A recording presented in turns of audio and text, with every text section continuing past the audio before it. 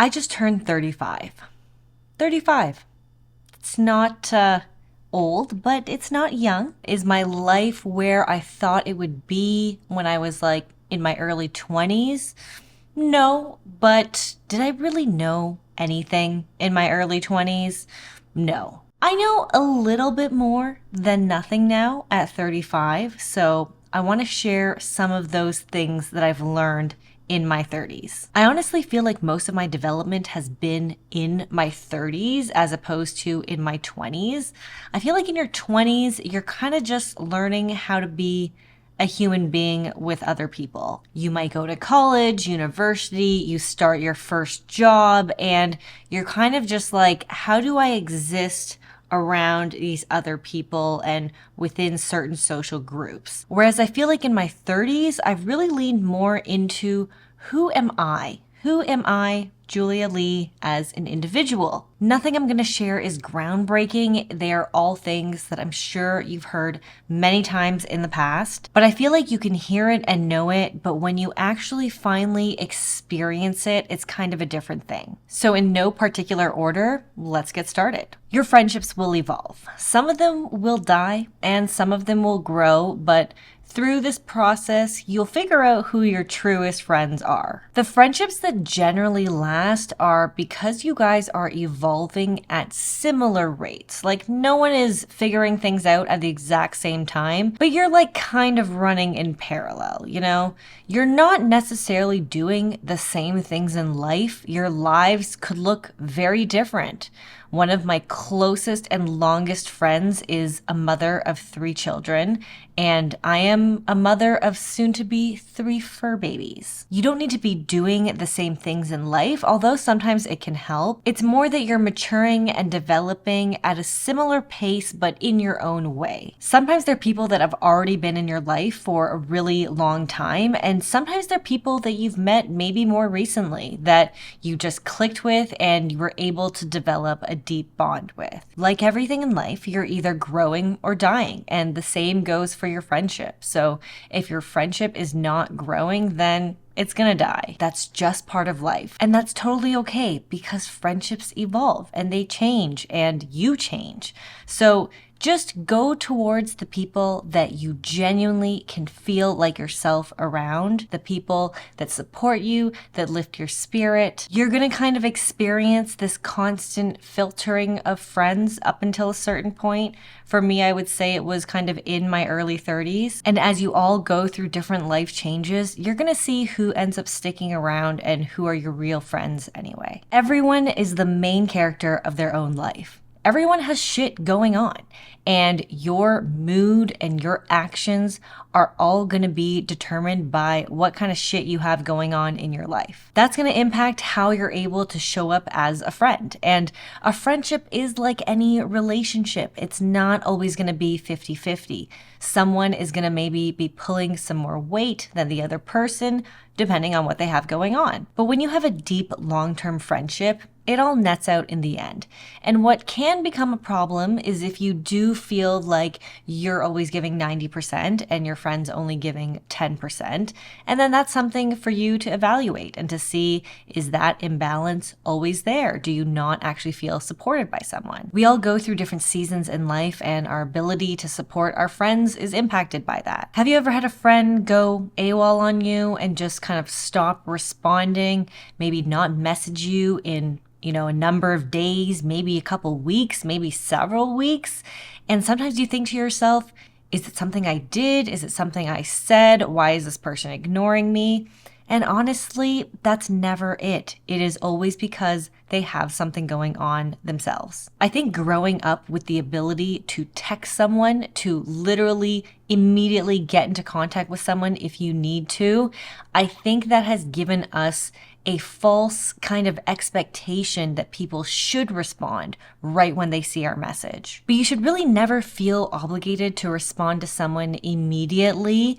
nor should you ever expect someone to respond to you immediately. And I'm not talking about like business communication or emergencies. I'm just talking friend-to-friend communication. I used to take this kind of thing very personally, and it's probably because I had a lot of anxious attachment, but I don't want to respond to people right away, and I don't expect people to respond to me right away. Everyone is the main character of their own life. Everyone has their own shit going on, and the last thing that you want from a friend is someone who kind of lectures you for not responding to them. So don't take shit personally. It's very freeing to realize that, you can message back when you feel like you have the capacity to, and your friends will do the same, and it's all good. We're all still friends. There's no big deal. I do think honesty goes a long way. Sometimes I will tell my friends, like, hey, this season that I'm in right now, I just don't really feel like even being on my phone. I don't really feel like messaging people. It's not a necessity, but it's nice and considerate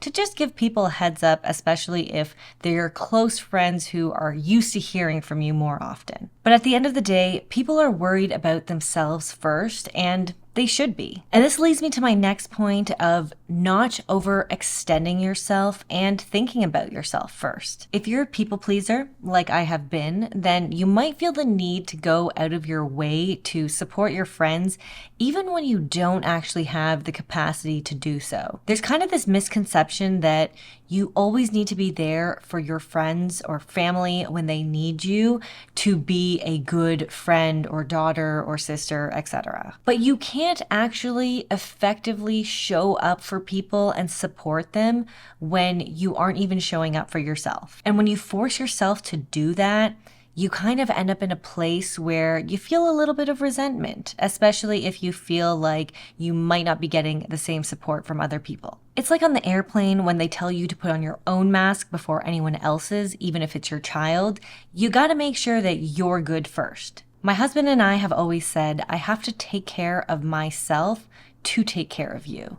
You can't take care of someone else until you take care of yourself. So don't do that thing where you overextend yourself and you make promises you can't keep and you tell your friend you're gonna help them move even though you really fucking don't want to and you got your own shit going on. You gotta learn to say no and to recognize when you need to take care of yourself first. And along those same lines, you have to live for yourself. I keep reading and hearing that the number one regret that people have on their deathbed is not living the life that they wanted and living the life that someone else wanted for them. Your friends and your family, they all have your best interest at heart. Yes, that's true, they do.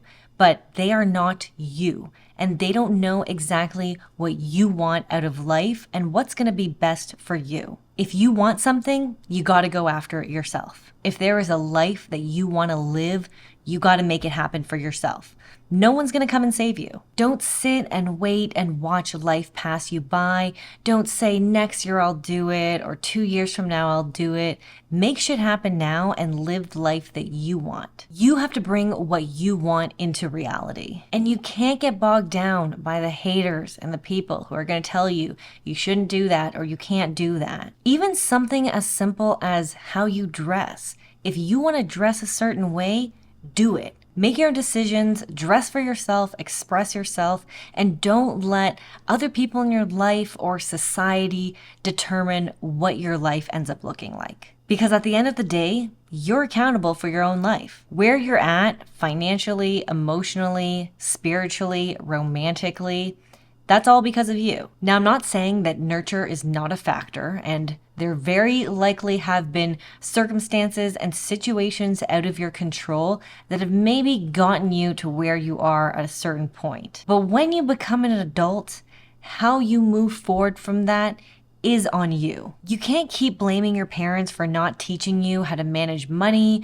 or how to regulate your emotions or not letting you date in high school and that's why you're behind. At the end of the day, it's on you to make the right moves and decisions for yourself to move forward in the direction that you want. There's nothing you can't learn and there's nothing you can't do, but you are responsible for making it happen. Now, I am nowhere close to mastering my mind, but I recognize the importance of doing so to really achieve anything in life. How you talk to yourself, how you think about yourself, what you believe about yourself, and what you believe that you're worthy of and what you can achieve, all of this is really half the battle. Having the right mindset is so important to actually achieving success in life. And it's hard. It's really hard. When I feel overwhelmed, it's really easy for me to spiral into a loop of negative self-talk, to basically tell myself I ain't shit. And honestly, none of it is true. It's just your emotions getting the best of you. The best way I like to think about it is to talk to yourself like you're talking to your inner child. Would you tell your inner child that they ain't shit? Hopefully not. The law of attraction doesn't actually mean simply ask and you shall receive, but it's more that when you are thinking in these positive ways and you truly believe that things will happen for you, your actions will then follow that. You'll actually work towards that thing because you genuinely believe it will happen. But if you talk to yourself negatively and you put yourself down, then you won't make the moves and you won't do the things because you don't believe that it's going to happen for you. Like I said, I am nowhere close to mastering my mind. This is something that I'm constantly working on, but even just being aware of how important it is good. It's a step above telling yourself you ain't shit. For me, it's easy to work on the physical because you feel endorphins and you can see the changes in your body and it motivates you. But working on your mentality is tougher because you might not see the results immediately. It's something more that you feel as time passes, as adversities happen and you see how you actually think about things and how you handle them. It's not as easy to kind of step back from and see your progress as it's happening. But just keep working on it. Some things need more consistency and time to develop. And I promise you, if you look back a year from now, you'll see some changes. And that's it. That is all the wisdom I have learned so far up until my mid-30s. And I'm excited for everything else there is to come. I definitely feel much more comfortable with myself and confident in my mid-30s than I did in my mid-20s. Each year I get to know myself better and understand myself better and get closer to figuring out what it is that I want in life. I hope this helped. Give it a like, subscribe for more, and I'll see you in the next video. Bye.